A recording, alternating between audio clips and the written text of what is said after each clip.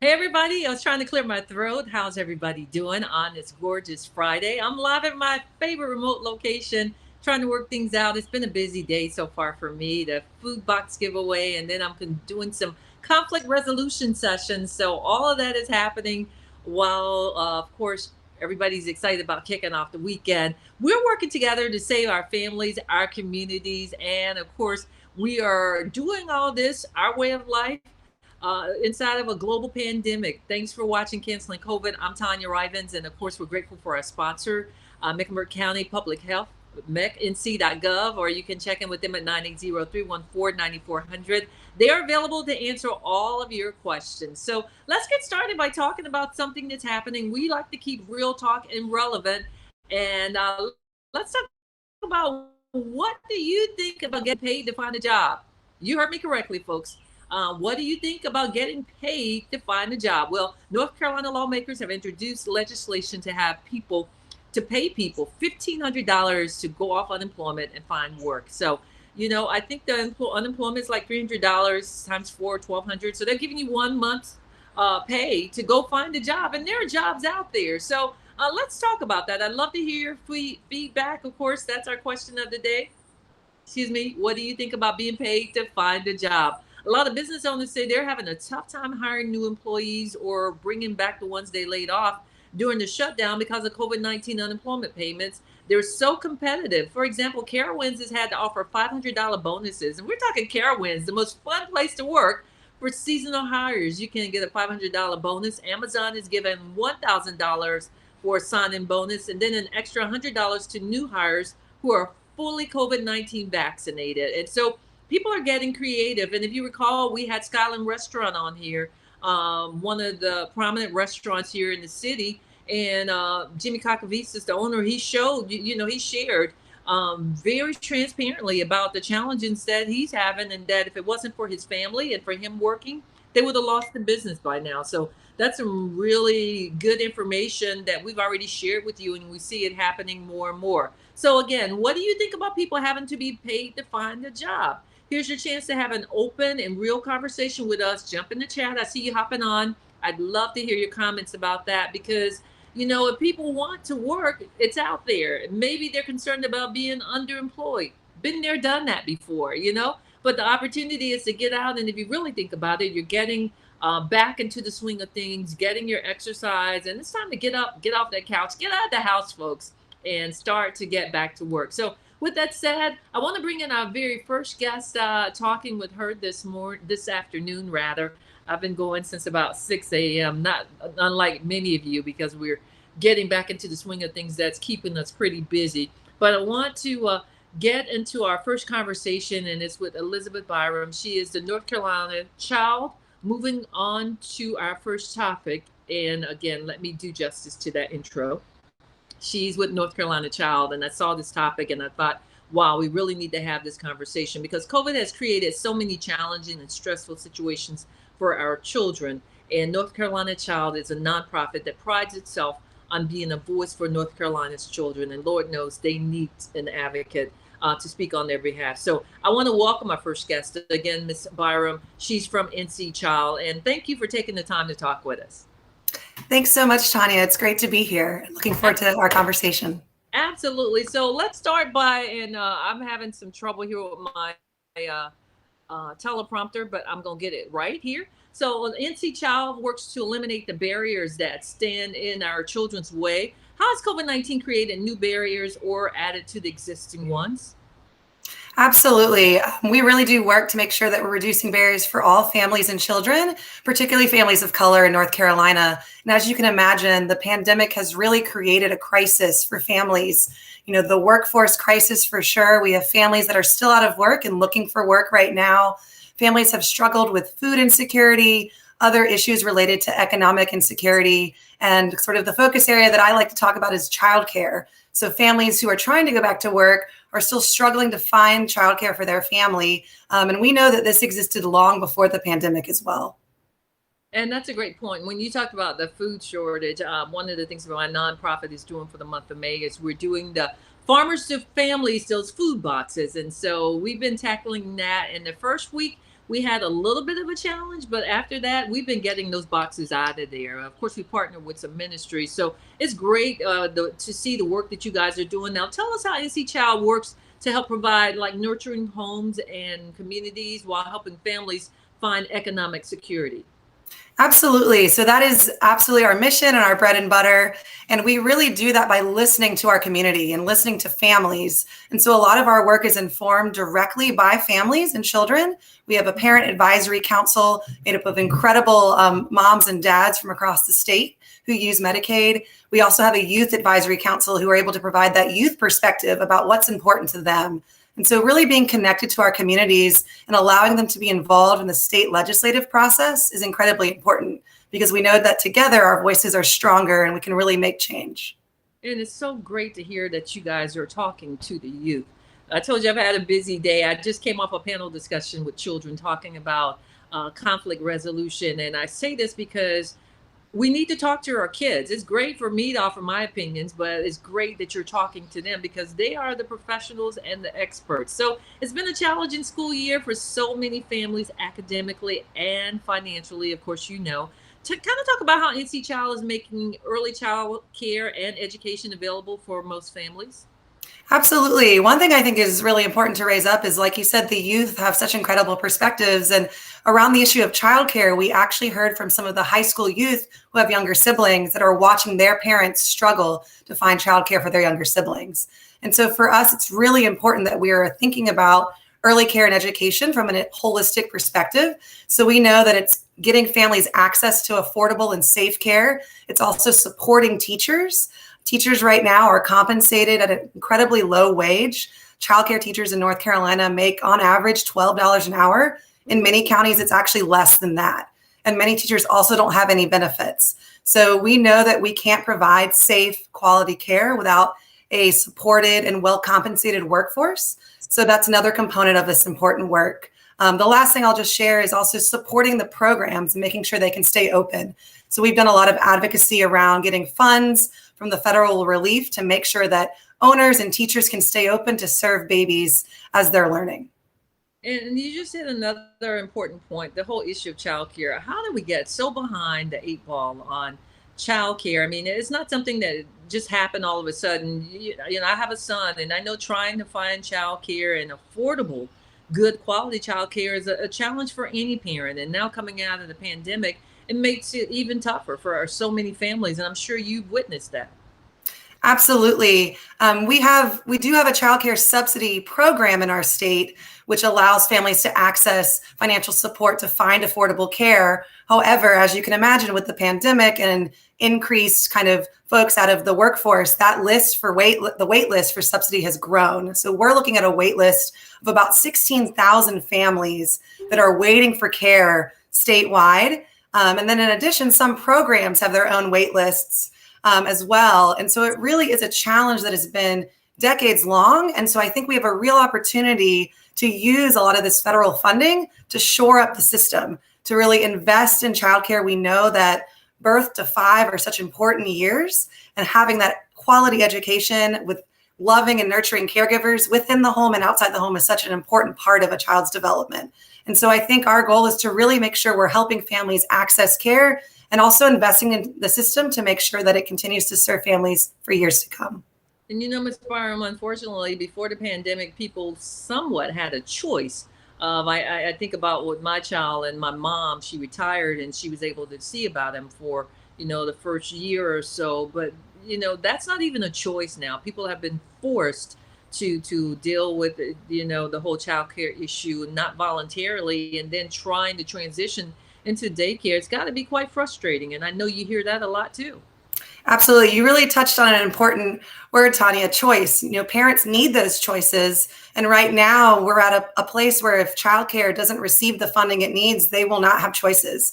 Centers have had to close during the pandemic. Some centers have been able to reopen, but maybe have lost classrooms because they're not able to get the staff to come back and teach children.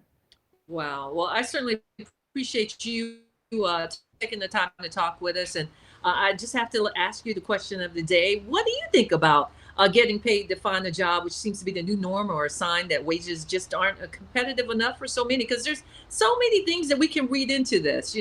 One-time bonus doesn't last you for 12 months. That's for sure. Right, absolutely. I would say that, again, I think it comes down to making sure that families have the supports and an infrastructure to be able to go back to work. And so regardless of if families are being paid to find a job or in work, we really need to have affordable childcare. And families need to have peace of mind that they can send their child somewhere safe while they're able to go back to work. Good stuff. So if someone wants to donate or volunteer, we had the information up before, but can you share the best way to get involved with you all? We would love anyone to be involved in our work. You can find out more at ncchild.org. You can sign up there for our Child Advocacy Network. We love to have parents and providers and other community members be a part of that network. And we're always welcome to support folks in contacting their legislators to share their story. Thank you, Ms. Byram. As I let you go, is there anything else you would like to share with those that are interested or that is tuned in? Just to reiterate that childcare is essential, and we know it's essential for our economic recovery. And I encourage parents and community members to share your story. Talk to legislators about how this affects all of us. And if you need support with that, just let us know. Absolutely. Elizabeth Byram, NC Child, thank you so much for taking the time to talk with us, and enjoy the rest of your day, by the way.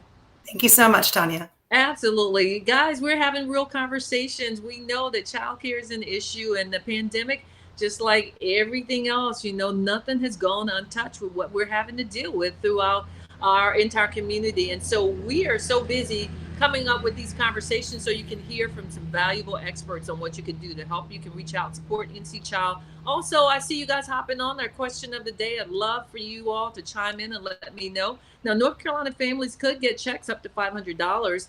Listen to this. Governor Cooper has proposed a new plan called Extra Credit. It grants 2 points. It's a part of the $5 billion the state is getting from the Federal American Rescue Plan. So we'll see how that all plans out as we continue. NC Child has shared some information with us. We are now headed to our second guest to have a conversation. According to Amelia, hang in there, Miss NC Child, Miss Byram, she says she's having some technical problems. So that may be why you're still up on the screen. And looks like our next guest isn't coming up, but hopefully she'll get him up soon. But while we're doing that, I still want to emphasize that Met County Public Health is a supporter of canceling COVID, and they welcome your feedback and all your comments. You can go to mecnc.gov. Again, that's mecnc.gov. And Ms. Byram, if you want to give out the information one more time for NC Child, we run into these glitches from time to time, and we just take them in stride. So if people want to reach out and support NC Child, again, how can they find your website, and what's the phone number for them to provide for you? Yes, our website is actually the best way to connect with us, and it's ncchild.org. And you can sign up for our email list and get connected to our events and our legislative updates there. So how long have you guys been around? Our organization has been around. We're moving on towards a decade of advocating for children in our current form, but the organization in various forms has been around for many, many decades in North Carolina, serving as the voice for children and families. And that's some real powerful work. That's really God's work that you're doing when you're advocating for our children, because they are so precious. Do you think too many times or our legislators have just kind of overlooked the whole issue of childcare? We continue to find that childcare is often underinvested in the state of North Carolina. And, not that legislators don't care about childcare. We think that it really is an issue that legislators across both sides of the aisle care about, but it really does require a significant investment. And that's something that we've continued to have to face as a challenge, is the underinvestment in childcare. And I would say childcare is probably not much different from how there hasn't been as much as should be invested even in our education system. It seems to be in a whole turmoil as well. How do you guys find people through NC Child? Is it something they have to apply for? They have to come looking for you, or are they referred? In terms of how the advocates that we work with? That's correct. Really, it's through our own outreach and kind of, again, working with communities directly through our various advisory councils. But we really try to share the word about the Child Advocacy Network. So another plug for our advocacy network, we actually have Friday morning calls now during session to let people know what's happening on the ground and what they can talk to their legislators about. And so that's a really great way just to be connected to us and to continue to bring people into our network of advocates. And is that the way that people volunteer? Because I noticed, I put out there people want to get involved and volunteer. What are some of the ways that they can do that? I mean, when they sign up, what are they involved with? Yes. So in terms of volunteering, really our volunteers are sort of just on the ground advocates. And Okay. so what they're signing up for is to get our action alerts, which allows them to reach out directly to a legislator, information about our events, which maybe invites them to be a donor or to be involved in one of our advocacy councils. So you're doing great because we got this extended interview by fault, Thanks. which is no fault of yours or mine. And again, we've had technical difficulties in the past, but we haven't had any in a while. And so we're sitting here. I think that the issue is Dwayne Reynolds. Maybe he's having some problems. I'm trying to communicate with my producer right now. You can feel free to hop on off because I got some more stuff that I can fill in. But I want to say thank you again, NC Child, for taking the time to talk with us, Miss Elizabeth Byram, and we really appreciate you just sharing information because, again, child care is so important. So thank you again for taking the time to talk with us. Thank you so much. It's been a pleasure. Take Oh, care. absolutely. So as we continue, hopefully Amelia is good. I don't think we've ever had a situation where the guest wasn't able to hop off. I think if maybe she wants to X out, trying to communicate with her. Now I see that Mr. Reynolds is here and ready.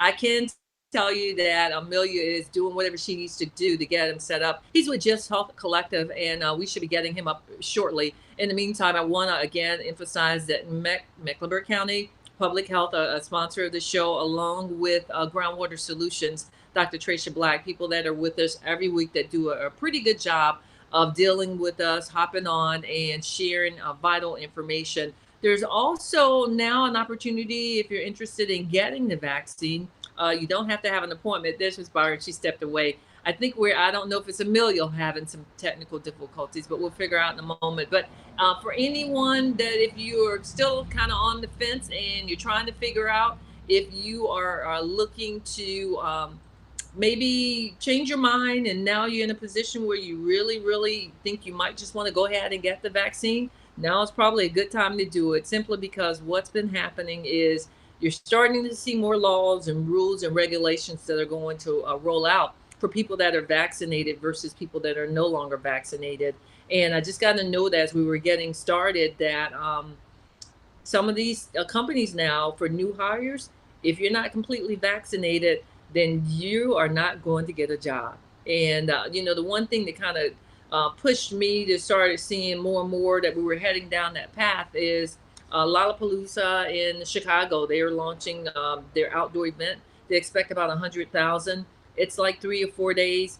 Every single day, if you're not completely vaccinated, you're going to have to get a COVID test. And you might say, oh, okay, I'll take the test, no problem. But what you're forgetting is what they're going to charge you for the test. So if I got to pay to attend an event and then I got to pay this astronomical amount to get inside the venue, it's not worth it, folks. And I know there's been a lot of doubters out there, a lot of concerns about what's happening, what's going on. But what needs to happen is that really rethink. I know it's a personal choice, but you're going to start seeing more and more trends on what's happening concerning COVID. Now, I can't communicate with my producer. She's on the public chat and I can't comment there. I've got Mr. Reynolds waiting. Apparently, she had some technical problems, and this doesn't happen often. So I don't know if Amelia's watching our online. You're actually on the public chat, not the host chat, and I can't respond over there. So trying to keep this going, Miss Byram, we're tying up your whole afternoon. I don't know. You probably need to get back to your computer, and Mr. Reynolds is waiting to hop on. But you know what? These things happen, and we just kind of take them in stride. Lord knows we've had to adjust to this whole world of technology and remote learning or distance learning. And it's created some things that have come up. So while I'm still waiting on that, some great information that we have been able to share is that Amelia has been able to put the information, you see the scroll across the bottom. We now have our lowest amount of cases, which has been really great in nearly a year. We've been able to see a decrease in the amount of people that are passing away as a result of COVID. And that's all encouraging news. And I've had a lot of different viewers on expressing how they feel and what they feel about, having to be tested. And I'm trying to answer Dwayne now because I feel badly. He's waiting for Amelia. and she's not responding. So let me at least type in and let them know that she's having some technical problems. And if I could, for somebody that's on the public page, if you could just put in the chat, let Amelia know. I see my husband has hopped on. I see my sister's hopped on. Can you guys let Amelia know, because I can't type in the public chat, that she's in the wrong chat, that she needs to switch back over to the host chat, because she's commenting to me that she's logged back on and that it's her problem that she's having it, but it's on something that I can't respond to. So hopefully somebody listening or watching will hop on and make that reference to her. I probably need to really apologize to Mr. Reynolds because of this problem. You're waiting to hop on, and we're not able to bring you up because she runs everything through her board. She's the producer, so that creates a problem as well. And out of courtesy and not keeping Miss Byram on here, because she needs to get on with her day, I'm going to go ahead and wrap things up and see if we can get Mr. Reynolds rescheduled. So as always, life's challenges make you better, not bitter. I appreciate you all hopping on. Please join me this Sunday, Sounds of Inspiration. It kicks off at 7 a.m. to 9:30. And hopefully you can tune in. I call it Inspiration and Information. If you'd like to be a guest on the show or like to share information, we invite you always to hop in. Follow us on Tanya Rivens Live. And you can email me, TanyaRivens@AOL.com. Again, that's TanyaRivens@AOL.com. So, Ms. Byram, thank you for watching and sitting so patiently. I appreciate you so much. And again, normally we don't have a whole lot of problems, but it's just one of those days. So thank you. Thank you to NC Child and all the work that you all are doing. And you have a great weekend and certainly be safe. Thank you so much, Shani. It was a pleasure to be here with you today. You take care.